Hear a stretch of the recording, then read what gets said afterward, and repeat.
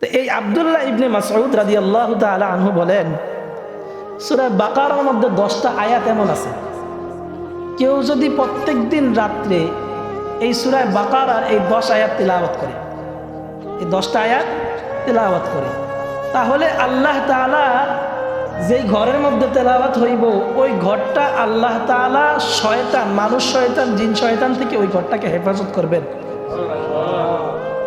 এক।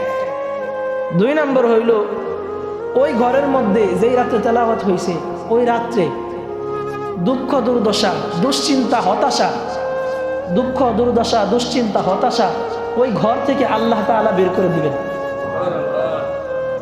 এরপরে আব্দুল্লাহ ইবনে মাসউদ রাদিয়াল্লাহু তাআলা আনহু বলেন, যদি কোনো আপনার বিকৃত মস্তিষ্কের অধিকারী, অর্থাৎ আমরা কি বলি পাগল, আমরা কি বলি পাগল বলি না, এই বিকৃত মস্তিষ্কের উপর যদি এই 10টা আয়াত পরে ফু দেওয়া হয়, তাহলে আল্লাহ তাআলার ইচ্ছায় এই বিকৃত মস্তিষ্ক পাগল আল্লাহ তাআলার অনুগ্রহে সে ভালো হয়ে যাবে। 10টা আয়াত কোন 10টা আয়াত? আব্দুল্লাহ ইবনে মাসউদ রাদিয়াল্লাহু তাআলা আনহু বলেন, প্রথম 4 আয়াত, আলিফ লাম মিম যালিকাল কিতাবু লা রাইবা ফীহি হুদাল লিল মুত্তাকিন আল্লাযীনা ইউমিনুনা বিল গায়বি ওয়া ইউকিমুনাস সালাত ওয়া মিম্মা রাযাকনাহুম ইউনফিকুন ওয়াল্লাযীনা ইউমিনুনা বিমা উনজিলা ইলাইকা ওয়া মা উনজিলা মিন ক্বাবলিক ওয়া বিল আখিরাতি হুম ইউকিনুন। এই 4 আয়াত।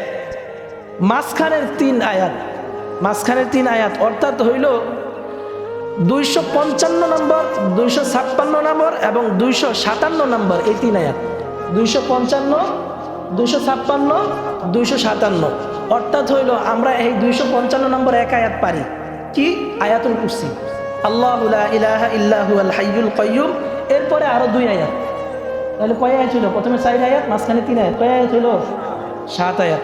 আর বাকি কয় আয়াত? 3 আয়াত। আব্দুল্লাহ ইবনে মাসউদ রাদিয়াল্লাহু তাআলা আনহু বলেন, শেষ 3 আয়াত আমরা প্রায় সময় নামাজের মধ্যে এই শেষ 3 আয়াত পড়ি। হ্যাঁ, এই শেষ 3 আয়াত, এই মোট এই 10 আয়াত যদি কেউ পড়ে প্রত্যেক দিন রাত্রেবেলা, তাহলে আল্লাহ তাআলা যে ব্যক্তি রাত্রেবেলা পড়লো তার ঘর থেকে দুশ্চিন্তা, হতাশা, দুর্দশা, ভয় সব কিছু আল্লাহ তাআলা দূরে সরাই দিবেন। এবং কেউ যদি এই দোয়া পড়া পাগলের উপরে পর্যন্ত ফু দেয়, ওই পাগল ভালো হয়ে যাবে।